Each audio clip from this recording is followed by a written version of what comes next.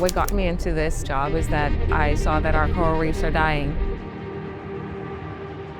And I just want to do something to help save what we have and help to restore it to what it used to be.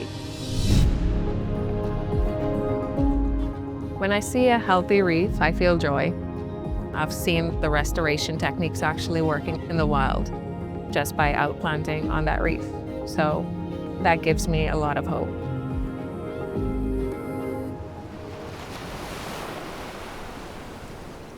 All right, guys, our plan today is we're gonna outplant some corals.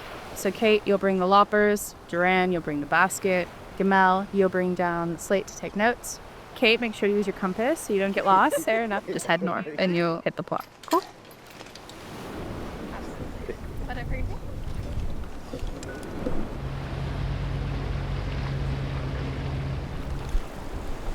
Dive time is going to be about 45 minutes to an hour. Okay, make sure to check your air. If you are low on air, let somebody know that you're going up to the boat. Remember to do your safety stops.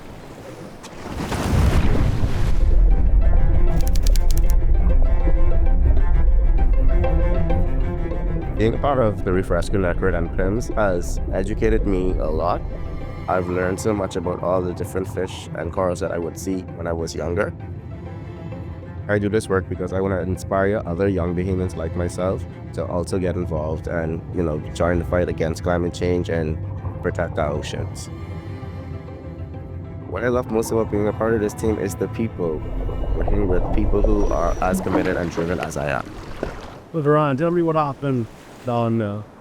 Just now we just swam around the reef, check it out, do a little mini assessment. This is one of our sites that we monitor over time. There was a lot of disease before, but we came out here, we did some treatments, and now all the cars look very happy. What success? Yeah, success. Operation success. So we're gonna head to our nursery. So it's our house nursery for PIMS. It's called Dexter's. It has 18 trees, all growing stagcorn and elkhorn coral. We're gonna outplant some coral. Should be fun.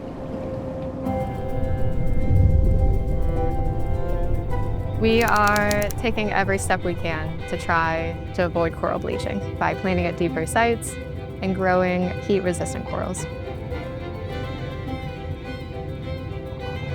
Coral reefs are incredibly important to the Bahamas.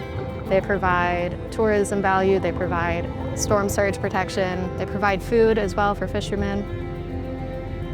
I feel extremely hopeful anytime I see a coral that I've outplanted that's thriving in the wild. It reminds me that this is working and that we are making a difference. The ocean means everything to me.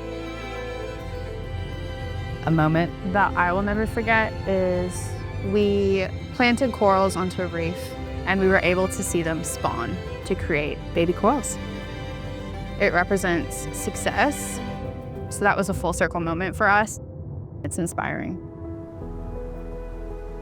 So one thing that people wouldn't recognize about this job is that it is hard work and it does take a great team in order to pull all of this work off. There's a huge background that goes on behind the scenes that nobody knows about. So funding is a huge thing. Manpower, getting people involved. It truly is important to have as many people involved as we can. We work with NGOs, dive operators, resorts, educational facilities. Having that diverse pool of people that are involved in coral restoration is what sets us apart from any other organization in the Bahamas. I've just completed the instructor development course here at the Ferry Institute. So I see my career headed in the direction of influencing more behemoths and training more behemoths to be scuba divers. I do this work because I want to see future generations involved in coral restoration. I would tell another young Bahamian that they can do it, even if they think that they can't. If I can talk to my younger self and a kid out there, I would tell them to do what Dory said and just keep swimming. Join us, plant life back into the ocean.